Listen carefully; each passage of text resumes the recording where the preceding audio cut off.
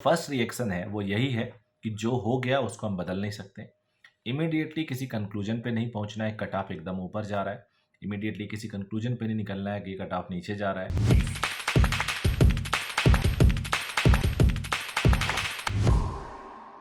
Hello बच्चों, आप लोग का पेपर खत्म हो चुका है और आप उसके बाद ये वीडियो देख रहे हैं, आप या आपके पेरेंट। तो पहला रिएक्शन मुझे जो देना है, इनफैक्ट उसके लिए मैंने वीडियो बनाया है और उन सारे स्टूडेंट्स के लिए जो मेरे चैनल से इतने दिनों से जुड़े हुए हैं।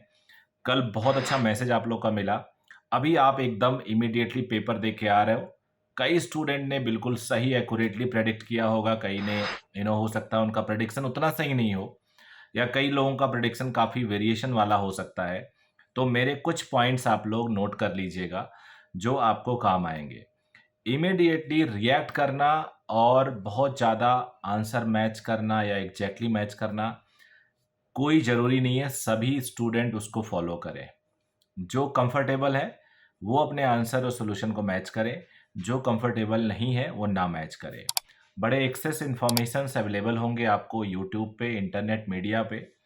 हर कोई अपने तरीके से बताना चाहेगा, बिकॉज 25 लाख स्टूडेंट्स का सवाल होता है और एक बड़ा इकोसिस्टम है कोचिंग इंस्टीट्यूट्स का, जिनके बहुत सारे ब्रांचेज हैं जो ऑल इंडिया में कोचिंग हैं।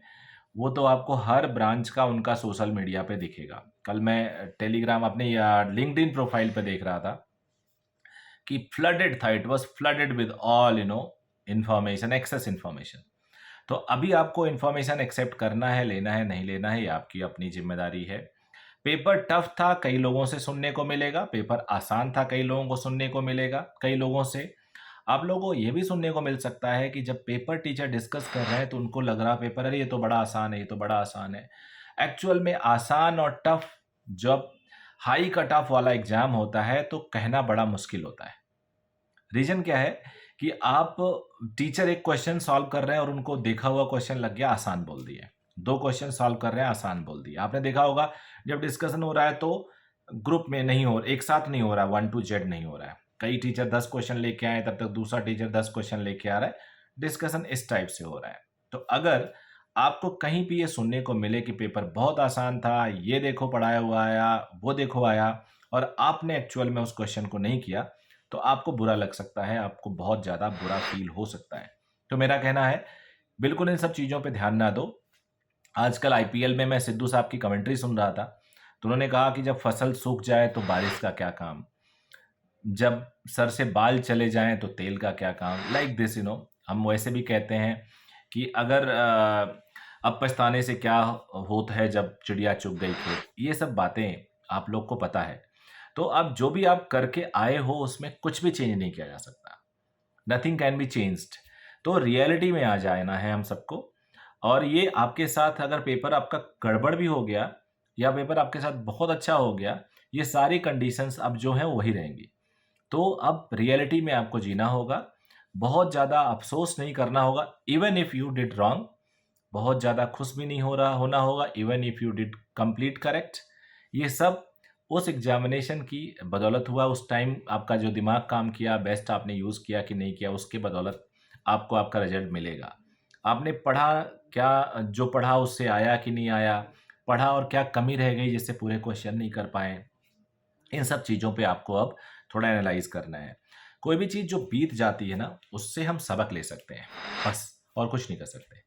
तो सबक आपको लेना है कि अगर कुछ गड़बड़ हुआ है, आगे के डिसीजन को लेने के लिए टाइम चाहिए आपको। इमीडिएट कोई डिसीजन मत लीजिए कि अभी कैसे रिलैक्स करना है, या कई बच्चों का ये बड़ा ट्रायल रहा होगा, उनको तैयारी करनी है। ये सारी चीज़ें अब आपको अपने हिसाब से सोचनी है। मेरा जो फर्स्ट रिएक्शन है वो यही है कि जो हो गया उसको हम बदल नहीं सकते। इमीडिएटली किसी कंक्लूजन पे नहीं पहुंचना है, कट ऑफ एकदम ऊपर जा रहा है। इमीडिएटली किसी कंक्लूजन पे नहीं निकलना है कि कट ऑफ नीचे जा रहा है। यहाँ का मेरा सिलेक्शन होगा कि नहीं होगा, मेरा इतने नंबर पे आएगा कि नहीं आएगा, इसके लिए समय है। क्योंकि अभी आंसर रिजल्ट निकलने में काफ़ी टाइम लगेगा। रिजल्ट निकलने के बाद फिर काउंसलिंग प्रोसेस शुरू होगा। पिछले साल का सीरीज़ मैं लेके आऊँगा जिसमें आप सबको बहुत सारी बातें और हिंट मैं देता रहूँगा उन सब चीज़ों में। इसलिए और लाइव सेशन भी अब मैं करूँगा, लगभग रहता हूँ, आपको पता है पिछली बार भी किया था।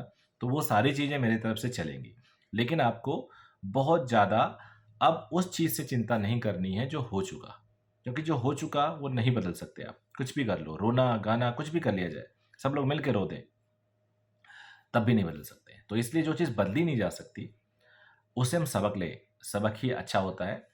अफ़सोस होता है, बुरा लगता है।